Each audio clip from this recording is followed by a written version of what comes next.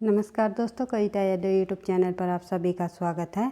संपूर्ण हिंदी विषय की तैयारी को आगे बढ़ाते हुए टीजीटी पीजीटी परीक्षाओं को ध्यान में रखते हुए आज की क्लास के अंतर्गत हम करेंगे हिंदी टीजीटी पीजीटी परीक्षाओं के लिए प्रैक्टिस सेट नंबर 8, जिसमें 50 महत्वपूर्ण प्रश्नों को हमने लिए हैं। संपूर्ण हिंदी साहित्य से संबंधित मोस्ट इम्पोर्टेंट प्रश्न आज की क्लास के अंतर्गत होंगे। देखते हैं हम आज के क्लास में विद सॉल्यूशन विद एक्सप्लेनेशन अर्थात व्याख्या सहित प्रश्नों को जो है कितने प्रश्नों को आज की क्लास में हम कर पाते हैं, तो देख लेते हैं भाई।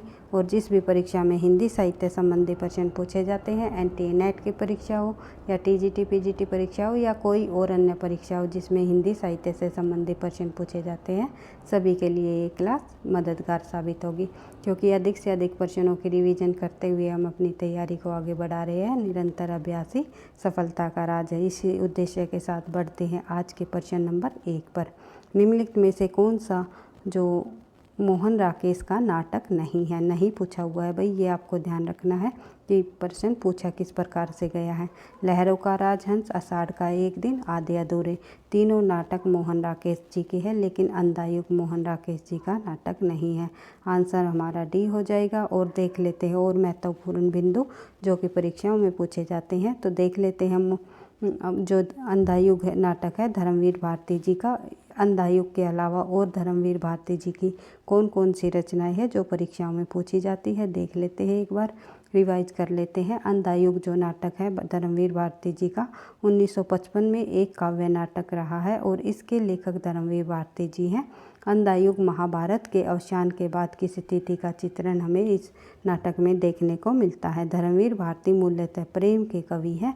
जो धर्मवीर भारती की अन्य रचनाओं की बात करें तो धर्मवीर भारती जी की कहानी संग्रह है मुर्दों का गांव 1946, स्वर्ग और पृथ्वी 1949, चांद और टूटे हुए लोग 1955, बंद गली का आखिरी मकान 1969। धर्मवीर भारती के जो काव्य है उनमें शामिल है ठंडा लोहा 1952, 7 गीत वर्ष 1959 और कनुप्रिया 1959।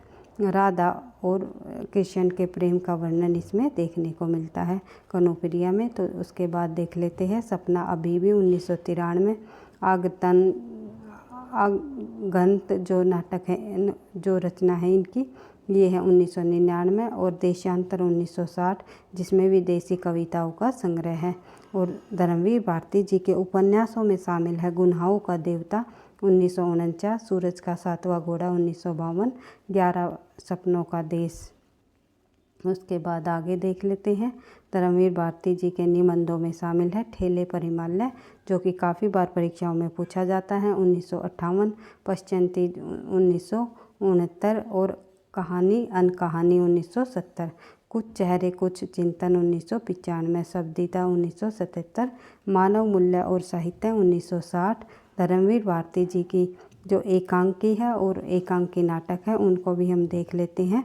नदी प्यासी थी कई बार पूछा गया है परीक्षाओं में, नीली झील, आवाज़ का नीलाम आदि जो इनकी एकांकी नाटक माने जाते हैं। और देशांतर जो नाटक हैं इनके देशांतर जो रचना है इनकी धर्मवीर भारती जी की, उसमें विदेशी कविताओं का संग्रह हमें देखने को मिलता है। धर्मवीर भारती की कविता जो है प्रेम थ्यू गाथा एक लंबी कविता है और मोहन राकेश के प्रसिद्ध नाटक भी देख लेते हैं हम साथ साथ में। तो मोहन राकेश जी के जो प्रसिद्ध नाटक 3 नाटक प्रसिद्ध हुए हैं मोहन राकेश जी के, जो कि तीनों नाटक परीक्षाओं में बार बार पूछे जाते हैं, चाहे कोई भी परीक्षा हो, टीजीटी पीजीटी परीक्षा हो, नेट की परीक्षा हो या कोई अदर परीक्षा हो जिसमें साहित्य संबंधी प्रश्न पूछे जाते हैं, तो उनके अंतर्गत मोहन राकेश जी के नाटक पूछ लिए जाते हैं और क्रम वाइज लगाने को भी दे दिया जाता है। तो आपको ध्यान रखना है। आषाढ़ का एक दिन 1958 एक ऐतिहासिक नाटक है। लहरों का राजहंस भी एक ऐतिहासिक नाटक है 1963। आधे अधूरे 1969 समकालीन जिंदगी का पहला सार्थक नाटक माना जाता है। उसके बाद देख लेते हैं अगला प्रश्न, भट्टिनी किस उपन्यास की नायिका है? तो भट्टिनी और निपुणिया कई बार परीक्षाओं में पूछा गया है कि किस उपन्यास से संबंधित पात्र रही है ये है बाण भट्ट की नायिका। तो भट्टिनी जो है बाण भट्ट की नायिका है जो कि हजारी प्रसाद द्विवेदी जी द्वारा रचित जो एक उपन्यास है उदात्त प्रेम और सम्राट हर्षकालीन व्याख्याओं पर केंद्रित है। इसकी कहानी बढ़ते हैं आगे। उसके बाद चित्रलेखा देख लेते हैं। 1934 ईस्वी में भगवती चरण वर्मा जी द्वारा रचित पाप और पुण्य के नैतिक प्रश्नों पर आधारित है। यह रचना भगवती चरण वर्मा जी की चित्रलेखा। इस उपन्यास का जो है फ्रेंच उपन्यासकार अन्ना तोले के उपन्यास थाया का प्रभाव पड़ा हुआ है। तो फ्रेंच उपन्यासकार का नाम जो है अन्ना तोले, इनके उपन्यास का नाम है थाया का। इस पर प्रभाव हमें देखने को मिलता है। किस पर? चित्रलेखा पर। भगवती चरण वर्मा जी द्वारा रचित उपन्यास चित्रलेखा पर। कई बार परीक्षाओं में ये प्रश्न हमेशा पूछा जाता है कि फ्रेंच उपन्यासकार अन्ना तोले के उपन्यास थाया का प्रभाव निम्नलिखित में से किस हिंदी साहित्यकार के उपन्यास पर पड़ा है या किस उपन्यास पर पड़ा है। तो आपको ध्यान रखना है भगवती चरण वर्मा जी के उपन्यास चित्रलेखा पर प्रभाव पड़ा है फ्रेंच उपन्यासकार अन्ना तोले के उपन्यास थाया का प्रभाव। बढ़ते हैं आगे। दिव्या जो उपन्यास है ये 1945 में यशपाल जी द्वारा ऐतिहासिक कल्पना पर आधारित है और पुनर्वा जो है 1973 में हजारी प्रसाद द्विवेदी जी द्वारा रचित। उसके बाद आगे देख लेते हैं प्रश्न नंबर 3। कामायनी के प्रथम सर्ग का शीर्षक क्या है। तो कामायनी के अंतर्गत जो है 15 सर्ग हमें देखने को मिलते हैं। इसमें प्रथम सर्ग का शीर्षक पूछा हुआ है तो प्रथम सर्ग आ जाएगा हमारा चिंता। तो चिंता, आशा, श्रद्धा, काम, वासना, लज्जा, इस प्रकार से इनके 15 सर्ग है। तो देख लेते हैं सभी 15 सर्गों को एक बार रिवीजन कर लेते हैं ताकि प्रथम या तीसरा या पांचवा या जो है 9वां या 15वां कोई भी सर्ग पूछा जाए तो हम आसानी से बता सकते हैं। तो देख लेते हैं कामायनी के प्रथम सर्ग का शीर्षक चिंता है। कामायनी महाकाव्य में कुल 15 सर्ग है जिसके नाम क्रमशः इस प्रकार है। चिंता, आशा, तीसरे नंबर पर आएगी श्रद्धा। कई बार तीसरे नंबर का भी पूछा जाता है। कामायनी के तीसरे सर्ग का नाम बताइए। तो श्रद्धा इम्पोर्टेंट सर्ग हुआ है ये कामायनी के अंतर्गत। फिर है काम, वासना, लज्जा, क्रम, ईर्ष्या, ईड़ा और शौपन। ईड़ा हमारा 9वें सर्ग पर है, ये भी आपको ध्यान रखना है। शौपन, संघर्ष, निर्वेद, दर्शन, रहस्य और आनंद। 15वां सर्ग भी कई बार पूछ लिया जाता है आनंद। प्रथम सर्ग, तीसरा सर्ग श्रद्धा और 9वां सर्ग हमारा ईड़ा और 15वां सर्ग आनंद। इन सर्गों को तो आपको बिल्कुल याद ही रखने हैं और ये सभी के सभी सर्गों को भी जो है आपको बार बार रिवाइज करने हैं क्योंकि कई बार परीक्षा में क्रम वाइज भी प्रश्न दे दिए जाते हैं इससे संबंधित कि कामायनी के जो सर्ग हैं इनको क्रम वाइज लगाइए। बढ़ते हैं आगे, देख लेते हैं प्रश्न नंबर 4। सूरसागर की रचना का आधार बताइए। सूरसागर की रचना का आधार निम्नलिखित में से श्रीमद् भागवत माना जाता है। श्रीमद् भागवत का 10वां स्कंद सूरदास द्वारा रचित सूरसागर की रचना का आधार है। इसमें कुल 4936 पद और 12 स्कंद है। उसके बाद देख लेते हैं आगे प्रश्न नंबर हमारा 5। राहुल सांस्कृत्यायन ने हिंदी का पहला कवि किसे माना। राहुल सांस्कृत्यायन जी द्वारा हिंदी का पहला कवि जो है सरहप्पा जी को माना गया। राहुल सांस्कृत्यायन ने सरहप्पा को हिंदी का पहला कवि माना और जिसका समय है 769 ईस्वी। उसके बाद देख लेते हैं सरहप्पा की पुस्तक दोहा कोश जो रचना है, दोहा कोश का संपादन प्रबोध चंद्र बागची ने किया। कई बार परीक्षाओं में पूछा जाता है सरहप्पा जो द्वारा रचित दोहा कोश का संपादन किसने किया। तो प्रबोध बागची ने। उसके बाद देख लेते हैं अगला प्रश्न नंबर 6।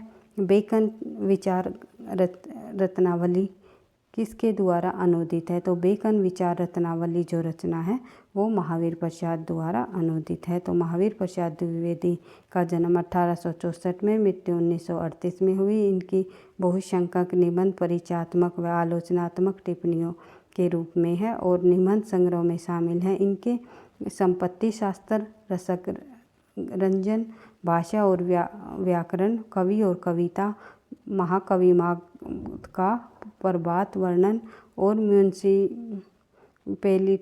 के कारनामे, आत्म निवेदन आदि जो है इनके निबंध संग्रह रहे हैं महावीर प्रसाद द्विवेदी जी के। मोस्ट इम्पोर्टेंट है इनकी संपत्ति शास्त्र, कई बार परीक्षाओं में पूछा गया है और रसक रंजन भी कई बार पूछा जाता है, और कवि और कविता, ये इनके मोस्ट इम्पोर्टेंट निबंध रहे हैं। बढ़ते हैं आगे।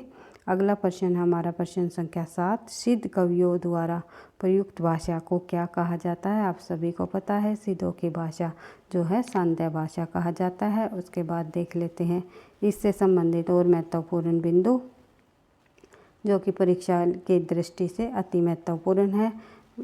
सिद्धों की भाषा का स्वरूप साहित्यिक अपभ्रंश से भिन्न रूप लिए हुए है। इसमें तत्समता की प्रवृत्ति स्पष्ट देखने को मिलती है। इसे आचार्य हजारी प्रसाद द्विवेदी जैसे विद्वानों ने अपभ्रंश के इतर हिंदी की जो प्रमुख विशेषता के रूप में स्वीकार किया है। और सिद्धों की जो भाषा है सांध्य भाषा भी कहा जाता है। सिद्धों ने मुख्यतः दोहा, कोश तथा चार्यापद जैसे काव्य रूपों का प्रयोग किया है, जिसे कड़वक शैली भी कहा जाता, जो कि कड़वक शैली में मिलते हैं।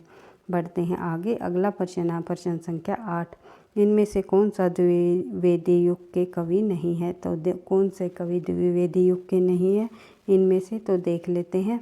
अयोध्या सिंह उपाध्याय हरिऔध जी भी द्विवेदी युग के कवि हैं। सोहनलाल द्विवेदी द्विवेदी युग के कवि नहीं है। रामनरेश त्रिपाठी भी द्विवेदी युग के कवियों में शामिल है। और जो है मैथिली शरण गुप्त भी द्विवेदी युग के कवि है। सोहनलाल द्विवेदी जो है ये राष्ट्रीय काव्य धारा के कवि हैं। देख लेते हैं इससे संबंधित और अन्य महत्वपूर्ण बिंदु। तो सोहनलाल द्विवेदी युग के कवि न होकर राष्ट्रीय काव्य धारा के कवि है। कई बार ये भी पूछा जाता है सोहनलाल द्विवेदी निम्नलिखित में से किस युग के कवि है? तो आपको ध्यान रखना है राष्ट्रीय काव्य धारा के कवि है। सोहनलाल द्विवेदी नवयुग की राष्ट्रीय चेतना के अग्रदूत तथा मुख्य गांधीवादी कवि माने जाते हैं। उसके बाद देख लेते हैं प्रश्न नंबर हमारी 9। एक सेकंड भाई, प्रश्न नंबर 9 देख लेते हैं। त्यागपत्र उपन्यास के लेखक कौन है? तो त्यागपत्र उपन्यास के लेखक आप सभी को पता है जैनेन्द्र कुमार है। जैनेन्द्र कुमार जी ने जो है सुनीता, त्यागपत्र, कल्याणी, सुक्ता आदि रचनाएं लिखी है, आदि उपन्यास लिखे हैं। तो देख लेते हैं। जैनेन्द्र का मुख्य उपन्यास त्यागपत्र 1937 में प्रकाशित हुआ। हिंदी के सर्वश्रेष्ठ लघु उपन्यासों में मृणाल नामक भाग्यहीनता युवती के जीवन पर आधारित यह मार्मिक कथा तथा अत्यंत प्रभावशाली बन सकी है। और जैनेन्द्र की अन्य औपन्यासिक कृतियों में शामिल है परख 1929, सुनीता 1935, कल्याणी 1939, सुखदा 1953, विवर्त 1953 और व्यतीत 1953, जयवर्धन 1956 आदि ये शामिल हैं। उसके बाद देख लेते हैं। और ये सभी रचनाएं जैनेन्द्र की कहीं ना कहीं पिछली परीक्षाओं में पूछी गई हैं। बढ़ते हैं आगे। अगला प्रश्न देख लेते हैं भाई। प्रश्न संख्या हमारी 10। तो साहित्य का इतिहास जनता की चित्तवृत्ति का इतिहास है। ये परिभाषा किसके द्वारा दी गई? हिंदी साहित्य के इतिहास के संबंध में हिंदी साहित्य के जो परिभाषा है वो आचार्य रामचंद्र शुक्ल ने कहा कि हिंदी साहित्य का नहीं, साहित्य की परिभाषा दी है कि साहित्य क्या है। तो साहित्य की परिभाषा देते हुए आचार्य रामचंद्र शुक्ल ने कहा है कि प्रत्येक देश का साहित्य वहाँ की जनता की चित्तवृत्ति का संचित प्रतिबिंब होता है। तो देख लेते हैं इससे संबंधित और मुख्य बिंदु। हिंदी साहित्य में पाठ आधारित वैज्ञानिक आलोचना के सूत्रपात शुक्ल जी द्वारा हुआ है। और हिंदी निबंध के क्षेत्र में शुक्ल का महत्वपूर्ण योगदान रहा है। भाव मनोविकार संबंधी मनोविश्लेषणात्मक निबंध उनके प्रमुख हस्ताक्षर है। बढ़ते हैं आगे। अगला प्रश्न देख लेते हैं। प्रश्न संख्या 11। इतिहास के प्रति भारतीय दृष्टिकोण किस प्रकार का रहा है? तो इतिहास के प्रति भारतीय दृष्टिकोण जो है आदर्शमूलक व अध्यात्मवादी रहा है। उसके बाद देख लेते हैं अगला प्रश्न। प्रश्न संख्या हमारी 12। हिंदी साहित्य की भूमिका के लेखक कौन है? हिंदी साहित्य की भूमिका के लेखक जो है आचार्य हजारी प्रसाद जी है। आचार्य हजारी प्रसाद जी द्वारा रचित प्रमुख रचनाएं हम देख लेते हैं। तो सूर साहित्य 1936 में लिखा। हिंदी साहित्य की भूमिका इन्होंने 1940 में लिखी। कबीर नामक जो पुस्तक है आलोचनात्मक कृति है उन्होंने जो है 1942 में लिखी। और आधुनिक हिंदी साहित्य पर विचार 1949 में लिखा। साहित्य का मर्म 1949 में, नाथ संप्रदाय 1950 में, प्राचीन भारत के कलात्मक विनोद जो है 1952। हिंदी साहित्य का आदिकाल इन्होंने 1952 में लिखा। तो इनकी ये 3 प्रमुख जो कीर्तियाँ है पुस्तक है, ये तो कई बार परीक्षाओं में पूछी जाती है। एक हिंदी साहित्य की भूमिका, और जो है उसके बाद एक हिंदी साहित्य का आदिकाल, और जो है हिंदी सूर साहित्य ये, और जो है कबीर दास जी की भी जो ये रचना है ये भी कई बार पूछी जाती है। 3-4 जो इम्पोर्टेंट रचनाएं है जो बार बार परीक्षाओं में पूछी जाती हैं, उनको तो आपको बिल्कुल याद रखना है। वैसे ज़्यादा नहीं है, ये सभी आपको जो है देख लेनी है, बार बार रिवाइज कर लेना है। बढ़ते हैं आगे।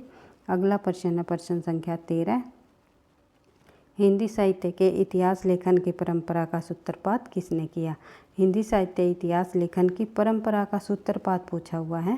भाई सबसे पहले शुरुआत किसने की? तो हिंदी साहित्य लेखन की परंपरा का सूत्रपात करने का श्रेय गारसा दातासी जी को जाता है।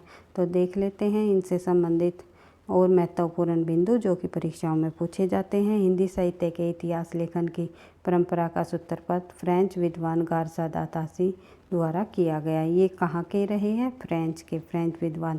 और इन्होंने जो अपना इतिहास ग्रंथ लिखा है इस्तवार the literature and the Hindustan नामक जो इतिहास ग्रंथ है, ये भी जो है फ्रेंच भाषा में लिखा है। ये भी आपको ध्यान रखना है।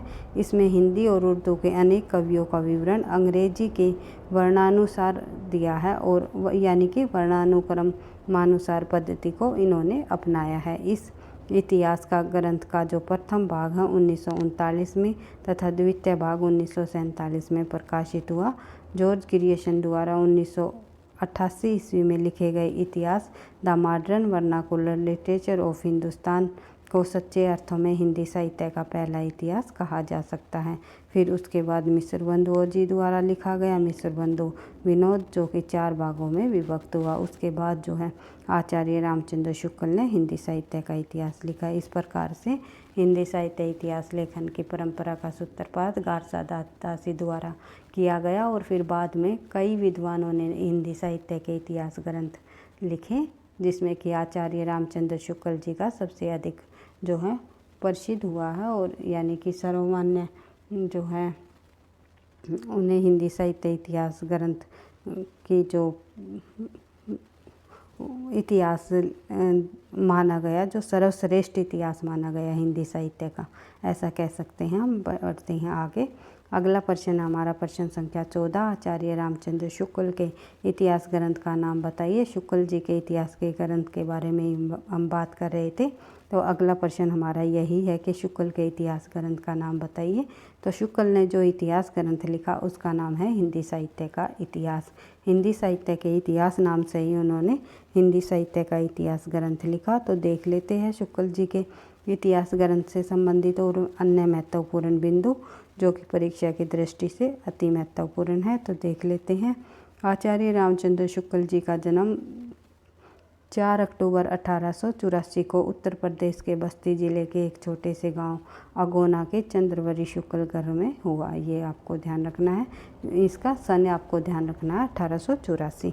उसके बाद जो है साहित्य इतिहास लेखन की परंपरा में आचार्य रामचंद्र शुक्ल द्वारा 1929 ईस्वी में काशी नागरी प्रचारणी सभा द्वारा प्रकाशित हिंदी शब्द सागर की भूमिका के रूप में लिखा गया इतिहास ग्रंथ हिंदी साहित्य का इतिहास, हिंदी का प्रथम वैज्ञानिक इतिहास माना जाता है। उसके बाद देख लेते हैं अगला प्रश्न। अगला प्रश्न हमारा प्रश्न संख्या 15।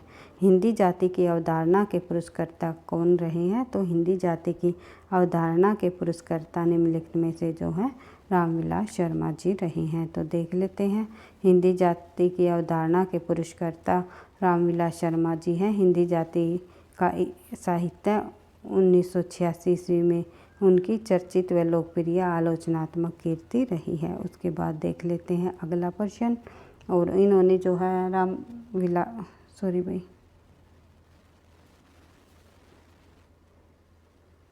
आगे बढ़ते हैं, देख लेते हैं अगला। और यह तथ्य मैं जो आगे आने वाले प्रश्नों में बताऊंगी। तो इस रामविलास शर्मा जी से संबंधित एक और अन्य महत्वपूर्ण बिंदु है जो कि परीक्षाओं में बार बार पूछा जाता है। तो हिंदी साहित्य का इतिहास जो है सर्वप्रथम हिंदी भाषा में लिखा गया है। तो हिंदी साहित्य का जो इतिहास वो सबसे पहले किस भाषा में लिखा गया है, हिंदी भाषा में नहीं, क्योंकि फ्रेंच भाषा में लिखा गया है सबसे पहले हिंदी साहित्य का इतिहास। ये हमने पहले पढ़ ही लिया था कि गारसा दातासी द्वारा, जिन्होंने हिंदी साहित्य के इतिहास लेखन परंपरा का सूत्रपात किया था, उन्होंने सबसे पहले जो अपना इतिहास ग्रंथ लिखा था वो फ्रेंच भाषा में लिखा था। ये आपको ध्यान रखना है। तो देख लेते हैं ग्रियर्सन जी द्वारा, जो ग्रियर्सन जी के इतिहास ग्रंथ का क्या नाम है, इस्तवार द ला लिटरेचर एंडोए हिंदुस्तानी नामक ग्रंथ है इनका। और इसमें हिंदी और उर्दू के कवियों का विवरण उनके वर्ण क्रम के अनुसार दिया गया है। यह ग्रंथ जो है ग्रेट ब्रिटिश और आयरलैंड की प्राच्य साहित्य अनुवादक समिति की ओर से पेरिस में मुद्रित किया गया। ये आपको ध्यान रखना है। उसके बाद देख लेते हैं प्रश्न नंबर 17। दृष्टकूट पदों की रचना किस कवि ने की। तो दृष्टकूट पदों की रचना निम्नलिखित में से जो है भाई, आंसर डी आएगा भाई, ये ऑप्शन में गलत हुआ है तो आंसर हम डी कर लेते हैं। तो सूरदास जी द्वारा की गई। सूरदास ने साहित्य लहरी नायिका भेद संबंधी जो है श्रृंगार ग्रंथ लिखे हैं। इसमें दृष्टकूट पद संकलित है। काव्य रूढ़ियों में निबंध होने के कारण दृष्टकूट पद जो है दूर है। उसके बाद देख लेते हैं अगला प्रश्न, प्रश्न संख्या 18। कामरेड का कोट किसकी रचना है। कामरेड का कोट निम्नलिखित में से जो है संजय की रचना है। तो कामरेड का कोट एक लेखक हुए हैं संजय नाम के। तो कामरेड का कोट कई बार परीक्षा में पूछा गया है। 1993 की रचना जो संजय की कहानी संग्रह है। इसमें 5 कहानियों में से 2 कहानियाँ बदिया और बैल भगदत्त का हाथी के लेखक जो बिहार में गहरे जड़े जमाए सामंतवाद की सघन पड़ताल की है। और अपनी विवादास्पद कहानी कामरेड का कोट में अन्याय और शोषण पर आधारित सामंतवाद के विरुद्ध लड़ाई की रणनीति निर्धारित की है। यह स्थानीय समस्याओं की पृष्ठभूमि में निष्ठा और समर्पण के साथ व्यावहारिक रणनीति स्वीकार किए जाने और विकास पर बल दिए जाने वाली कहानी है। उसके बाद आगे देख लेते हैं प्रश्न संख्या 19। उक्ति व्यक्ति प्रकरण के लेखक कौन है। निम्नलिखित में से उक्ति व्यक्ति प्रकरण जो रचना है उसके लेखक कौन है। इसकी उक्ति व्यक्ति प्रकरण के लेखक जो है दामोदर शर्मा कवि है। तो उक्ति व्यक्ति प्रकरण के रचनाकार दामोदर शर्मा जी है। यह एक व्याकरण ग्रंथ है। इसमें मध्य देशीय अवहट भैया, या थोड़ा सा टाइपिंग मिस्टेक हो गया, तो अवहट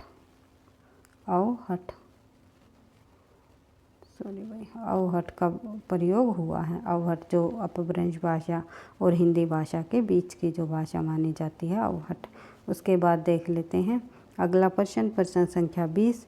पंडित असल सत बखानिए देहि बुध बसंत न जानिए, जो ये पंक्ति है ये अपभ्रंश भाषा में रचित पंक्ति है।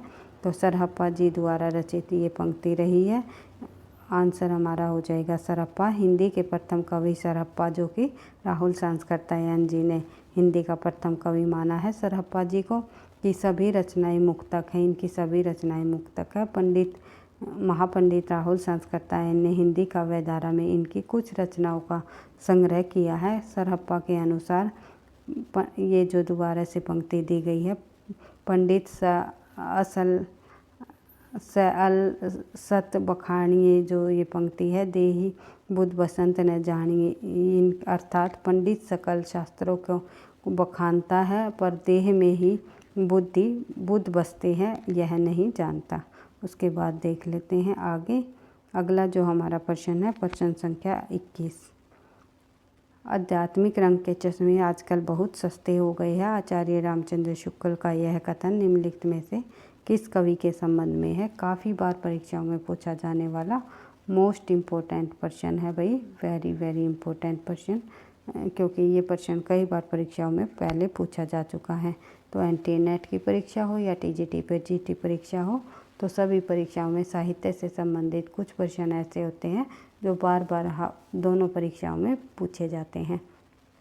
तो देख लेते हैं आध्यात्मिक रंग के चश्मे आजकल बहुत सस्ते हो गए हैं, शुक्ल ने किसके संबंध में ये कहा है। तो ये कहा है शुक्ल ने विद्यापति कवि के संबंध में। तो ये इन्होंने कहा है। तो देख लेते हैं विद्यापति जी के संबंध में और अन्य महत्वपूर्ण बिंदु जो कि परीक्षा की दृष्टि से महत्वपूर्ण है। विद्यापति का जन्म 1350 ईस्वी, जन्म स्थल बिहार के दरभंगा जिले के बिपसी नामक गांव में हुआ। उपाधि इन्हें मिली हुई है अभिनव जयदेव, नव कवि शेखर और मैथिल कोकिल, खेलन कवि, आदान का कवि और आदिकाल और भक्तिकाल का संधि कवि भी इन्हें माना जाता है। कवि कंठावरण भी इन्हें कहा जाता है और जो है अभिनव जयदेव भी इन्हें कहा जाता है। काफ़ी सारे नाम विद्यापति जी को मिले हुए हैं, उन्हें उपाधि मिली हुई है। तो मुख्य रूप से विद्यापति मूलतः शैव थे, ये आपको ध्यान रखना है। विद्यापति जो है शैव थे, क्योंकि विद्यापति द्वारा रचित पदावली को पढ़कर लोगों को भ्रम हो जाता है कि विद्यापति जो है वैष्णव थे। वे वैष्णव नहीं थे, राधा कृष्ण की भक्ति तो उन्होंने जो है विद्यापति की पदावलियों में देखने को मिलती है, लेकिन विद्यापति जी जो है शैव थे। इन्होंने अपने प्रशंसकों द्वारा 16 उपाधियाँ प्राप्त हुई है। कई बार ये भी पूछ लिया जाता है कितनी उपाधियाँ प्राप्त हुई, 16। यह नरेश शिव सिंह के दरबारी कवि माने जाते हैं और विद्यापति ने संस्कृत, अवहट और मैथिली तीनों भाषाओं में साहित्य रचा है। और प्रमुख रचनाएं जो है विद्यापति जी की उनमें शामिल है दुर्गा भक्ति तरंगिणी, गंगा वाक्यावली, भू परिक्रमा, पुरुष परीक्षा, लिखनावली, कीर्तिलता, कीर्ति पताका की और पदावली भी इनकी प्रमुख रचना है। पदावली तो सबसे प्रसिद्धि का आधार मानी गई है, यही रचना हमने यहाँ पर छोड़ दी, तो ये हम यहाँ लिख लेते हैं, तो कोई बात नहीं। तो जो ये और अन्य मुख्य रचनाएं हैं इनको भी आपको ध्यान रखना है। पदावली इनकी जो है मैथिल भाषा में लिखी गई रचना है, लेकिन कीर्तिलता और कीर्ति पताका जो है इन्होंने अवहट भाषा में लिखी है। और जो ये अन्य रचनाएं हैं जैसे कि गंगा वाक्यावली और दुर्गा भक्ति तरंगिणी, ये सभी रचनाएं इन्होंने संस्कृत में लिखी है। इसके बाद देख लेते हैं आगे। अगला प्रश्न है शुक्ल जी द्वारा कहे गए कथन को हम एक बार पूरे कथन को पढ़ लेते हैं ताकि परीक्षा में आप लोगों से पूरा कथन भी दे दिया जाए, तो आप जो है उसको देखकर उसका सही आंसर कर सको। तो देख लेते हैं। आचार्य रामचंद्र शुक्ल ने हिंदी साहित्य का इतिहास ग्रंथ में लिखा है कि आध्यात्मिक रंग के चश्मे आजकल बहुत सस्ते हो गए हैं, इन्हें चढ़ाकर जैसे कुछ लोगों ने गीत गोविंद के पदों को आध्यात्मिक संकेत बताया, वैसे ही विद्यापति के इन पदों को भी जो है बताया है। बढ़ते हैं आगे। अगला प्रश्न है हमारा प्रश्न संख्या 22। मैथिली हिंदी में रचित गद्य की पहली पुस्तक कौन सी है? मैथिली हिंदी में रचित गद्य की पहली पुस्तक मानी जाती है वर्ण रत्नाकर, जो कि ज्योतिश्वर ठाकुर जी द्वारा रचित वर्ण रत्नाकर 14वीं शताब्दी की रचना है। मैथिली हिंदी की गद्य की पहली पुस्तक मानी जाती है। इस ग्रंथ में 84 सिद्धों के नाम बताए गए हैं। वर्ण रत्नाकर शब्दकोश का प्रतीत होता है और हिंदी गद्य के विकास में इस ग्रंथ का योगदान महत्वपूर्ण माना जाता है। उसके बाद देख लेते हैं अगला प्रश्न संख्या 23। राजमती इसमें से किस काव्य कीर्ति की नायिका है? तो राजमती किस रासो काव्य की नायिका है ये आप सभी को पता है, बिसल देव रासो की नायिका है राजमती। बिसल देव रासो को जो रचना है उसको 4 खंडों में विभाजित किया हुआ है। 4 खंड माने जाते हैं। नरपति नाला जी द्वारा कृत बिसल देव रासो हिंदी आदिकाल की एक सर्वश्रेष्ठ कीर्ति है, जिसमें भोज परमार की पुत्री राजमती और अजमेर चौहान के राजा बिसल देव तृतीय या विग्रहराज चतुर्थ भी कह सकते हैं कि विवाह, वियोग और जो है पुनर्मिलन की कथा को 4 खंडों में प्रस्तुत किया गया है। कथा सरस शैली में प्रस्तुत की गई है, ये भी आपको ध्यान रखनी है। उसके बाद देख लेते हैं प्रश्न संख्या 24। शाश्वती डायरी के लेखक कौन है? तो इस डायरी के लेखक माने जाते हैं अज्ञे जी। अज्ञे जी की यह डायरी जो है 4 शीर्षकों में प्रकाशित हुई, भवंती, अंतरा और शाश्वती और शेषा, ये आपको ध्यान रखनी है। उसके बाद देख लेते हैं प्रश्न संख्या 25। आज का हमारा अंतिम प्रश्न है भाई। 25 प्रश्नों को ही आज की क्लास में हम करेंगे। जो हमारे बचे हुए 25 प्रश्न हैं उनको हम नेक्स्ट क्लास में करने की कोशिश करेंगे। अगर सभी प्रश्नों को आज की क्लास में हम करेंगे तो वीडियो अधिक लंबी हो जाएगी, और आप लोग इतनी लंबी वीडियो आप लोग देखते भी नहीं हो, तो थोड़े थोड़े प्रश्नों को हम करेंगे, बार बार रिवीजन करते हुए इम्पोर्टेंट प्रश्नों को करते हुए अपनी तैयारी को आगे बढ़ाएंगे। भाई एक मैराथन भी रखेंगे हम, ऐसा नहीं है, मैं तो मजाक में बोल रही हूँ कि आप लोग लंबी वीडियो नहीं देखते, क्योंकि आप पढ़ने वाले बच्चे हो और आपको जब वीडियोस पसंद आती है, लगता है आपकी परीक्षाओं के लिए हेल्पफुल है, तो आप जो है सच में पूरी वीडियो आप जो है वॉच करते हो, मुझे पता है। और व्यू ड्यूरेशन भी जो है अच्छा आता है जब मैं देखती हूँ अपना रिस्पॉन्स वीडियोस का, तो आप लोगों के प्यार से ही मैं जो है नेक्स्ट क्लास बनाने का जो है हौसला रख पाती हूँ, हिम्मत रख पाती हूँ कि हाँ बच्चों को पसंद आ रही है, कहीं ना कहीं उनकी परीक्षाओं के लिए ये हेल्पफुल क्लासेस हैं। तो मुझे और बनानी चाहिए अच्छे अच्छे टॉपिक पर, जो कि परीक्षाओं में उन्हीं प्रश्नों को मैंने बार बार अपनी जो है सीरीज़ के अंतर्गत रखा है, जो कि पिछली परीक्षा में कहीं ना कहीं पूछे गए हैं और आगे भी पूछे जाने की संभावना है। तो देख लेते हैं, आज का हमारा अंतिम प्रश्न है। और एक बात मैं आपको कहना चाहूँगी भाई, वीडियो आपको पसंद आती है तो प्लीज़ लाइक किया करो, और लाइक के साथ साथ जो है कमेंट भी अवश्य किया करो, क्योंकि आपके लाइक और कमेंट से मुझे नेक्स्ट क्लास बनाने का मोटिवेशन भी मिलता है। तो देख लेते हैं प्रश्न नंबर 25।